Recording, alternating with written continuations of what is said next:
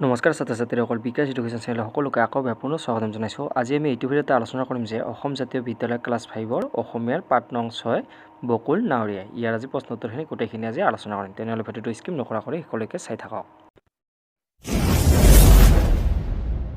প্ৰথমে আমাৰ 1 নম্বৰ দি আছে যে প্ৰথমে কোৱা আৰু তাৰ পিছত লিখা। ইয়াৰ প্ৰথম আমাৰ ক নম্বৰ প্ৰশ্নটো দি আছে যে বকুল নাৱৰীয়া ক'ত বাস কৰিছিল। ইয়াৰ উত্তৰটো লিখিব লাগিব যে বকুল নাৱৰীয়া কদমনি গাঁৱত বাস কৰিছিল।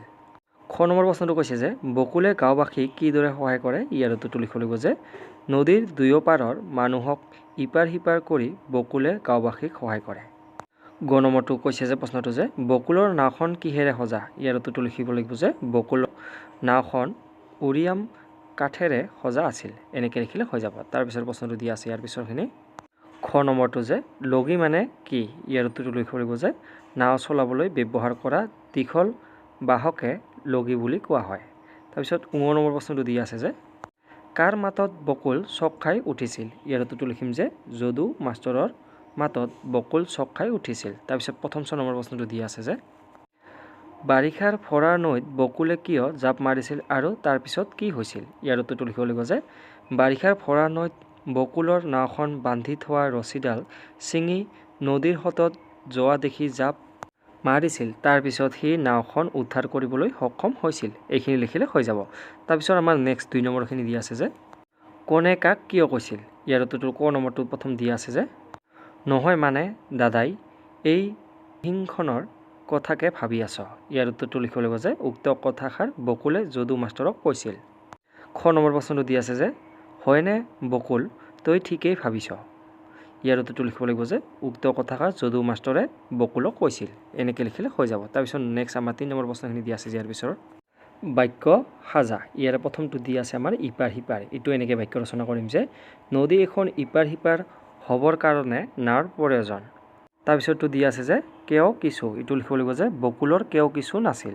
তাৰপিছতটো দি আছে যে ইপদ সিপদ। এইটো লিখিম যে বকুলক গাঁৱৰ মানুহে ইপদ সিপদ বস্তু দি সহায় কৰিছিল। তাৰপিছতটো দি আছে আমাৰ বয় বস্তু। এইটো লিখিব লাগিব যে কাৰোবাৰ বিপদৰ সময়ত আমি বয় বস্তু দি সহায় কৰিব লাগে। তাৰপিছতটো দি আছে যে আমাৰ অতিথ্য। এইটো লিখিব লাগিব যে ঘৰলৈ আলহী আহিলে সমৰ্থ অনুযায়ী অতিথ্য আগবঢ়াব লাগে। তাৰপিছতটো দি আছে তেজ মঙহৰ আপোন। এইটো লিখিম যে বিপদৰ সময়ত তেজ মঙহৰ আপোন নহ'লেও সৎ লোকক আনে সহায় আগবঢ়ায়। তাৰপিছত দি আছে আমাৰ অভ্যস্ত। এইটো লিখিম যে দিহিংপৰীয়া পৰিৱেশটোৰ সতে বকুল অভ্যস্ত হৈ পৰিছে। তাৰপিছতো দি আছে আমাৰ আপোন পাহৰা। এইটো লিখিব লাগিব যে এনেকৈ যে সূৰ্যাস্তৰ ৰঙা বেলিটো দেখি তস্যয়ে আপোন পাহৰা হৈছিল। তাৰপিছতো দিয়া আছে আমাৰ কালান্তক। এইটো লিখিম যে খৰালি শুকাই যোৱা নৈবোৰে ভৰা বাৰিষা ক্লান্তক ৰূপ ধাৰণ কৰে। এনেকৈ বা এইখিনি লিখিলে হৈ যাব। তাৰপিছত নেক্সট আমাৰ দিয়া আছে ইয়াৰ পিছৰখিনি 4 নম্বৰখিনি যে বুজা আৰু লিখা। ইয়াৰে প্ৰথমটো দিয়া আছে আমাৰ গাঁও যোগ ৰ। এইটো লিখিব লাগিব যে আমাৰ গাঁৱৰ। এইটো যে তাৰপিছত মানুহ যোগ এ। এইটো লিখিব লাগিব যে মানুহে। তাৰপিছত নদী যোগ পেট কাটা ৰ। এইটো লিখিব লাগিব যে নদীৰ।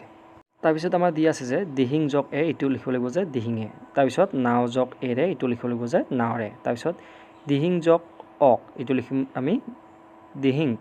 তাৰপিছত সিপাৰ যোগ অলৈ। এইটো লিখিব লাগিব যে সিপাৰলৈ। তাৰপিছত সৎ যোগ অক। এইটো লিখিব লাগিব আমি সতত। তাৰপিছত পাৰ যোগ অৰ যোগ পৰা। এইটো লিখিব লাগিব যে পাৰৰ পৰা।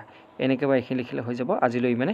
আৰু ভিডিঅ'টো যিমান পাৰে আপোনাৰ বন্ধুবৰ্গলৈ ভিডিঅ'টো শ্বেয়াৰ কৰি দিব যাতে সিহঁতৰ অলপ হ'লেও এইটো ভিডিঅ'ৰ দ্বাৰা সহায় হয়। আজিলৈ ইমানে। ধন্যবাদ।